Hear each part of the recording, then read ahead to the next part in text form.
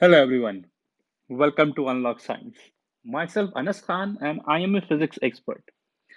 So friends, welcome you back to this Target 21 series.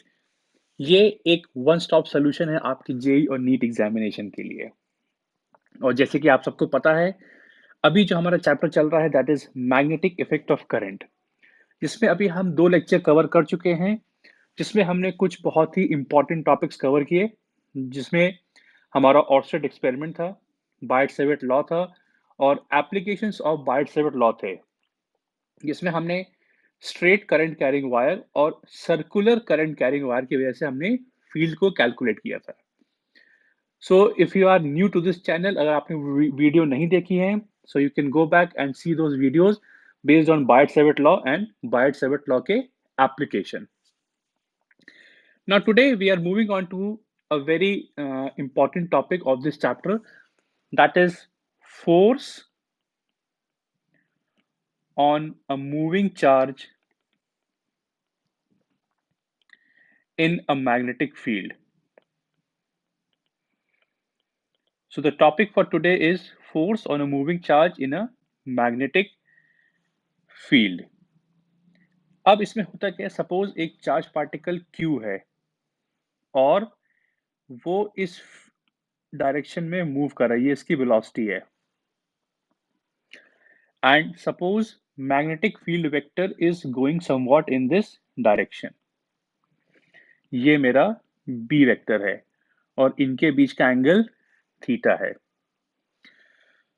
So the force experienced by this charged particle is given as, यहाँ पे हम लिखेंगे FB, that is force, magnetic force, that is QV cross B.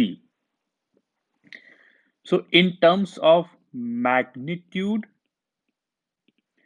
mod of FB क्या होगा?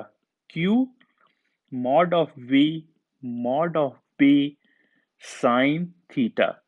So this is the magnitude of the magnetic force acting on a charged particle, जो magnetic field region में एक angle theta पे आपका move कर रहा है आपका. And how to find direction of this force, यहाँ पे क्या करना है हमें, हम यहाँ पे V क्रॉस B कर रहे हैं, मतलब हमको डायरेक्शन ऑफ V को टुवर्ड्स B कर्ल करना है. तो अगर आप अपने पाम को, अपनी हथेलियों को V के अक्रॉस रखेंगे और उसको टुवर्ड्स B घुमाएंगे, तो आप देखेंगे आपका थंब अंदर जा रहा है, मतलब इस चार्ज पार्टिकल पे फोर्स अंदर लग रहा होगा. इनवर्ड्स कैसे शो करेंगे? क्रॉस से. ये आपका इनवर्ड्स होगा.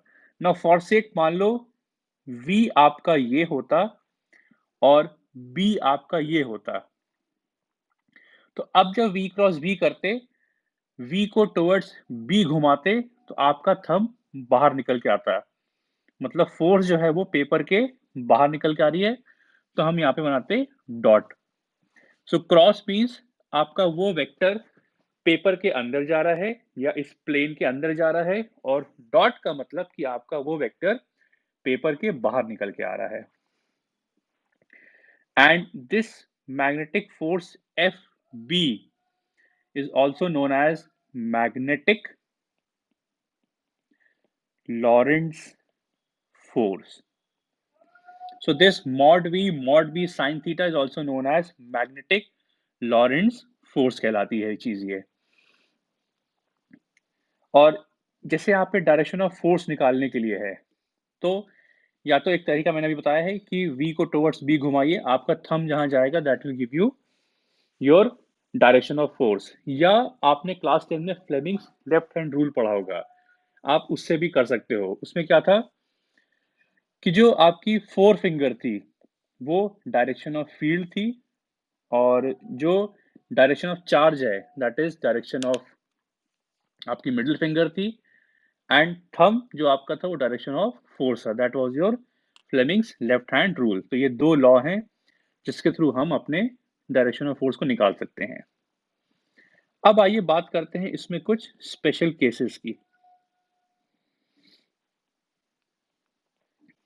पहला केस है कि अगर इफ charge is स्टेशनरी मतलब चार्ज रुका हुआ है, तो मैग्नेटिक फोर्स कितना होगा?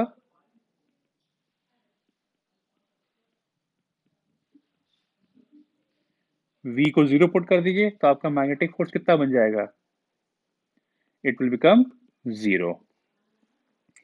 मतलब किसी भी चार्ज पार्टिकल को फोर्स एक्सपीरियंस करने के लिए कहाँ पे? मैग्नेटिक फील्ड में उसका मूव होना बहुत जरूरी है। तो if the charge is stationary in a region of magnetic field, वो फोर्स एक्सपीरियंस नहीं करेगा आपका। Now if theta is 0 degree और थीटा इज 180, मतलब चार्ज पार्टिकल की वेलोसिटी और मैग्नेटिक फील्ड सेम डायरेक्शन में है, चार्ज पार्टिकल की वेलोसिटी और मैग्नेटिक फील्ड ऑपोजिट डायरेक्शन में है, तो यहाँ पे थीटा 0 है, यहाँ थीटा 180 है।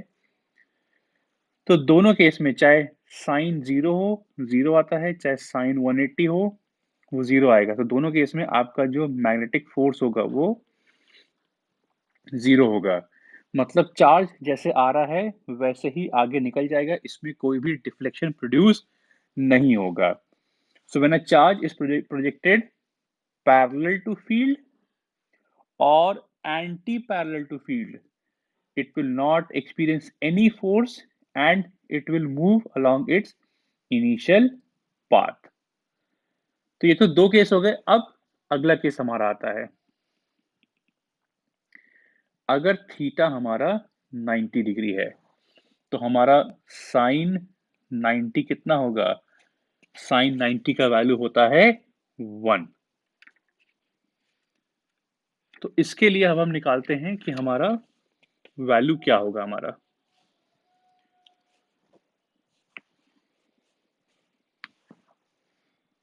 तो मॉड ऑफ एफ बी बन जाएगा Q mod V mod B sine 90, sine 90 that is 1, Q mod V mod B बन जाएगा। तो सपोज जैसे अगर यहाँ पे मेरा कुछ रीजन है, मैंने यहाँ पे बनाया रीजन, क्रॉस का मतलब ये है कि मैग्नेटिक फील्ड लाइंस इस पेपर के अंदर जा रही हैं।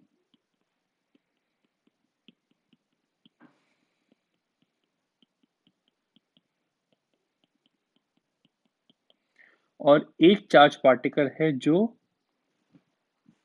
हमने इसके जस्ट परपेंडिकुलर फेंका। मान लीजिए चार्ज पार्टिकल ये है और ये चार्ज पार्टिकल कुछ ऐसे प्रोजेक्ट किया गया ऊपर, ये इसकी वेलोसिटी का डायरेक्शन है। तो आप देख सकते हैं कि जो आपका डायरेक्शन ऑफ v और b है वो आपस में परपेंडिकुलर है। b आपका ये है। तो अगर आप v को टुवर्ड्स b कर्ल करोगे तो आपका जो फोर्स है, फोर्स विल एक्ट इनवर्ड्स, आपका फोर्स कुछ अंदर एक्ट करेगा। This will be your direction of magnetic force. और एक चीज ध्यान रखिएगा, जब भी आपका v और f आपस में होता है परपेंडिकुलर, तो 90 डिग्री है, तो आपका जो वर्क डन होगा वो 0 आएगा। सो इन दैट केस जो आपका ट्रेजेक्ट्री है, क्योंकि ये फोर्स क्या है, टुवर्ड्स द सेंटर एक्ट कर रहा है, so in this case the trajectory of the particle will be circular in nature. तो आपका पार्टिकल कुछ इस तरह मूव करेगा आपका। इसको ठीक से बनाते हैं, आपका पार्टिकल कुछ इस तरह मूव करेगा आपका। So this will be your trajectory of the charge particle. आपका पार्टिकल कुछ इस सर्कुलर मोशन में मूव करेगा। So trajectory is uniform circular motion. अब सर्कल है तो सर्कल का अपना क्या होगा, एक रेडियस भी होगा। So now the purpose of Earth is to find the radius of the circle. तो देखिए, इस सर्कल में क्या है, सर्कल क्यों है? बिकॉज़ जो आपका मैग्नेटिक फोर्स है वो टुवर्ड्स द सेंटर एक्ट कर रहा है। और एक चीज़ ध्यान दीजिएगा, किसी भी बॉडी को सर्कल में घूमने के लिए एक सेंट्रीपिटल फोर्स चाहिए ही चाहिए होता है। Therefore, in this case, your magnetic Lorentz force is the cause of your centripetal force. FB कितना है? QVB. सेंट्रीपिटल क्या होता है? M V square by R. M यहाँ पे क्या है? Mass of the charge particle. तो यहाँ से हम एक V कैंसिल कर सकते हैं। तो ये फॉर्मूला क्या बन जाएगा? R will be equal to mv by qb. So this is the radius of the charge particle moving in the circle. ये कब होगा? जब आपका charge particle magnetic field region में नॉर्मल या 90 डिग्रीज पे फेंका जाएगा। आगे बढ़ते हैं, इसमें अब हम निकालते हैं टाइम पीरियड। सिंस यहाँ पे मोशन आपका यूनिफॉर्म सर्कुलर मोशन है, तो टाइम का फॉर्मूला क्या होगा? Distance by speed. अगर टाइम बनता है टाइम पीरियड, मतलब इस चार्ज पार्टिकल ने अपना एक चक्कर पूरा कर लिया, तो डिस्टेंस कवर्ड कितना होगा? सरकमफ्रेंस या 2 पाई आर। अब हमने आर की वैल्यू क्या निकाली है? M V by Q B. तो यहाँ पे आपका v और v कट गया, therefore time period is 2 pi m by Q B. और फ्रीक्वेंसी क्या होगा? Frequency is 1 upon time period. तो Q B by 2 pi M, ये आपकी वैल्यूज हो गई है। इसको अगर हम यहाँ नोट कर लें,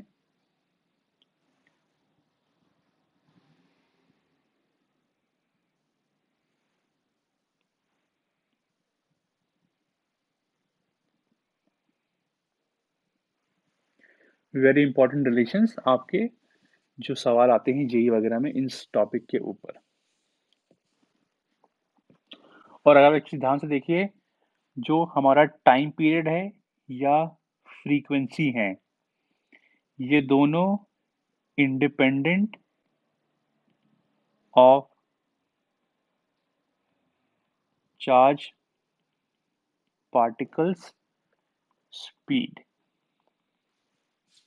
मतलब अगर एक चार्ज पार्टिकल है मास m का और चार्ज q का, उसको चाहे आप जिस भी स्पीड से फेंकोगे, उसका टाइम पीरियड और फ्रीक्वेंसी हमेशा सेम होगी आपकी, क्योंकि यहाँ पे आप देख सकते हो फॉर्मूले में, it is independent of the speed of the charge particle. तो this was the case about कि जब आपका चार्ज पार्टिकल फील्ड के परपेंडिकुलर फेंका गया है। अब हम केस को करते हैं जनरलाइज। सपोज एक एक जनरल केस है। And what is a general case? जो हमने शुरू में देखा हमने कि अगर कोई चार्ज पार्टिकल फील्ड के किसी एंगल पे फेंका जाए, तो अगर आप देखो, इस वेलोसिटी के दो कंपोनेंट होंगे। एक कंपोनेंट होगा v cos थीटा और एक कंपोनेंट होगा v sin थीटा। और आपकी फील्ड कहाँ जा रही है? फील्ड आपकी ये जा रही है आपकी। तो इस स्पीड का वेलोसिटी का एक कंपोनेंट फील्ड के परपेंडिकुलर है। तो जो कंपोनेंट स्पीड का फील्ड के परपेंडिकुलर होता है, उसकी वजह से क्या होता है? आपका चार्ज पार्टिकल सर्कल में घूमता है। और जो हॉरिजॉन्टल कंपोनेंट होता है फील्ड के साथ, वो उस चार्ज पार्टिकल को आगे ले जाएगा। मतलब ये कंपोनेंट चार्ज पार्टिकल को देगा सर्कुलर पाथ और ये कंपोनेंट चार्ज पार्टिकल को देगा लीनियर पाथ। तो अगर मैं दोनों कंपोनेंट्स को ऐड कर दूं, तो अब जो आपकी ट्रैजेक्टरी बनेगी चार्ज पार्टिकल की, वो कुछ इस तरह बनेगी आपकी। एक हेलिक्स बनेगा आपका ऐसे करके।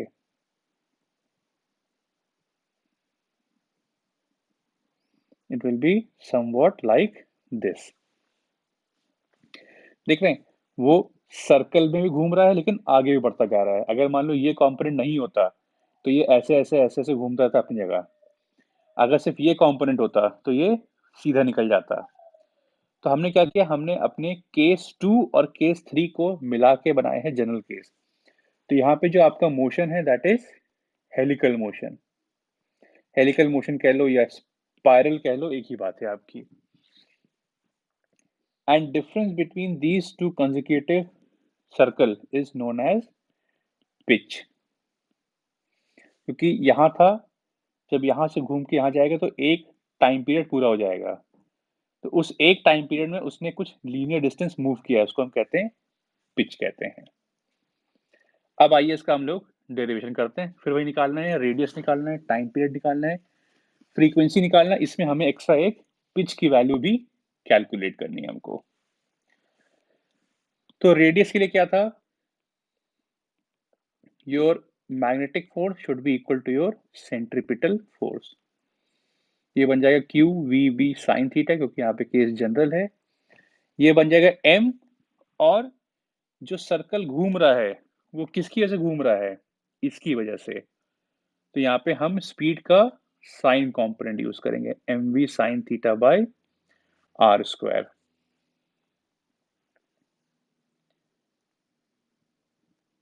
सॉरी, एम वी स्क्वायर होता है, M V square by R होगा।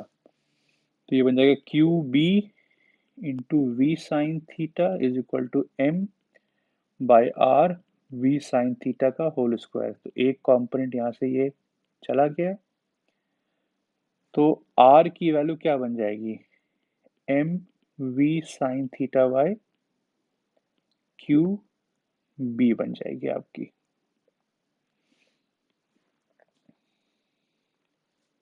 Next let us talk about time period. तो टाइम पीरियड का फॉर्मूला क्या था, 2 पाई आर अपॉन वी। ये स्पीड यहाँ पे कौन सी यूज करोगे, वी साइन थीटा, इसी की वजह से वो गोल गोल घूम रहा है। 2 pi upon V sine theta, और आर की वैल्यू क्या है, M V sine theta by Q B. तो V sine theta V sine से चला गया,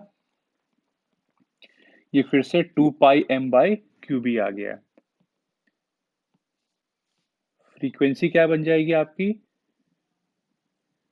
फ्रीक्वेंसी बन जाएगी F is equal to 1/t, that is Q B upon 2 pi M. तो आप देख सकते हैं, चाहे चार्ज पार्टिकल एंगल पे हो चाहे 90 डिग्रीज पे हो, अगर मास और चार्ज की वैल्यू सेम है तो आपका टाइम पीरियड और फ्रीक्वेंसी कभी भी चेंज नहीं होगा आपका। अब बात आती है पिच की। ये पिच क्या चीज होती है, तो पिच बेसिकली यहाँ पे आपका हॉरिजॉन्टल डिस्टेंस है जो मूव किया गया है ये, और ये डिस्टेंस कौन मूव करा रहा है, ये कंपोनेंट। तो पिच क्या बन जाएगा, distance is speed into time. कौन सा कंपोनेंट ले जा रहा है, v cos थीटा, कितने टाइम में, एक टाइम पीरियड में। तो पिच बन जाएगा v cos theta into 2 pi m by Q B. Therefore pitch का वैल्यू बन गया 2 pi m v cos theta by Q B बन जाएगा आपका। तो this is the value of the pitch of the charge particle, जब हमने उसको मैग्नेटिक फील्ड रीजन में किसी एंगल थीटा पे हमने उसको प्रोजेक्ट किया है हमने।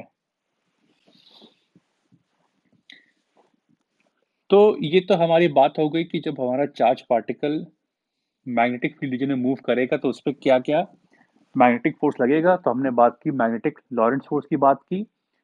फिर हमने बात किया अलग अलग केसेस की, अगर थीटा 0 हो, 180 हो, 90 हो, या कोई भी एक जनरल केस हो हमारा। Now moving ahead with this topic of magnetic force, अब हम एक डिवाइस पढ़ेंगे जिसको हम कहते हैं वेलोसिटी सेलेक्टर का नाम देंगे हम लोग। तो यहाँ पे इसमें कुछ ऐसा आपको दिया हुआ है। सपोज हमने यहाँ पे एक ये बनाया और ये पॉजिटिव है, ये नेगेटिव है। तो इसकी वजह से क्या हो रहा है, यहाँ पे कुछ इलेक्ट्रिक फील्ड जनरेट हो रही है। ये आपकी, क्योंकि इलेक्ट्रिक फील्ड क्या होती है, पॉजिटिव से नेगेटिव जाती है, तो ये मेरी इलेक्ट्रिक फील्ड है। और हमने यहाँ पे एक बनाया रीजन, यहाँ पे छोटा सा एक हमने क्रिएट किया रीजन, और इस रीजन में क्या है, यहाँ पे हमारी मैग्नेटिक फील्ड है। सपोज मैग्नेटिक फील्ड पेपर के अंदर जा रही है।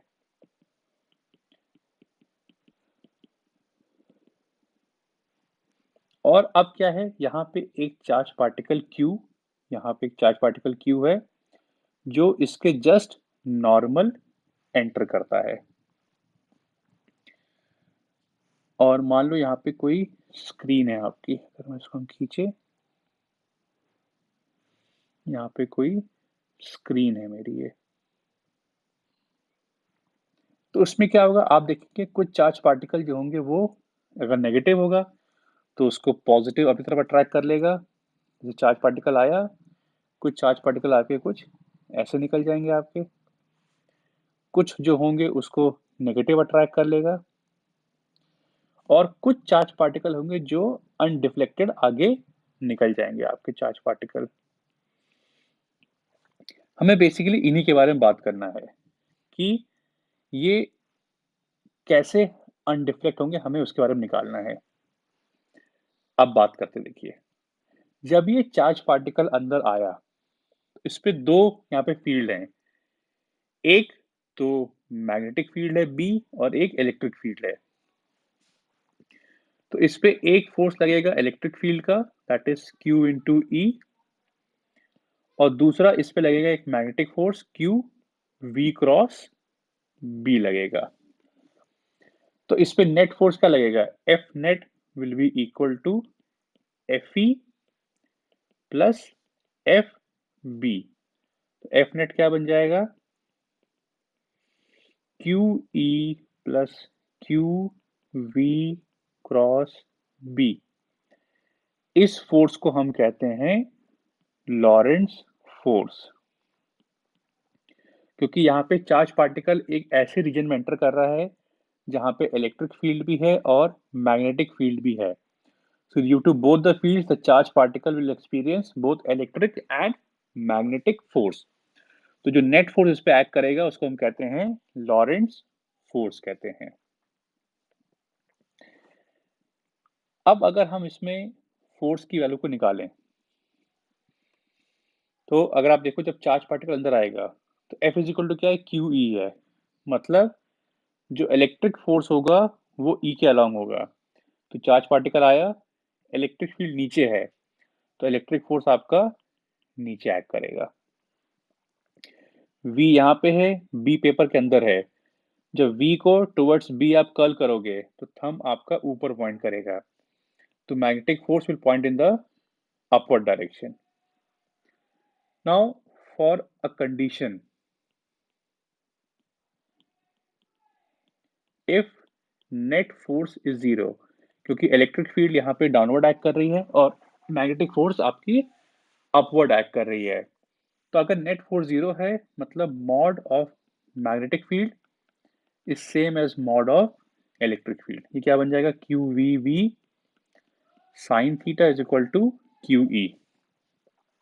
इस फिगर में देखिए आपका V और B के बीच में एंगल 90 है, तो थीटा को 90 पुट कर दो, साइन 91 बन जाएगा, तो क्यू वी बी बन जाएगा Q E, Q O Q cancel, therefore V बन जाएगा E बाय B।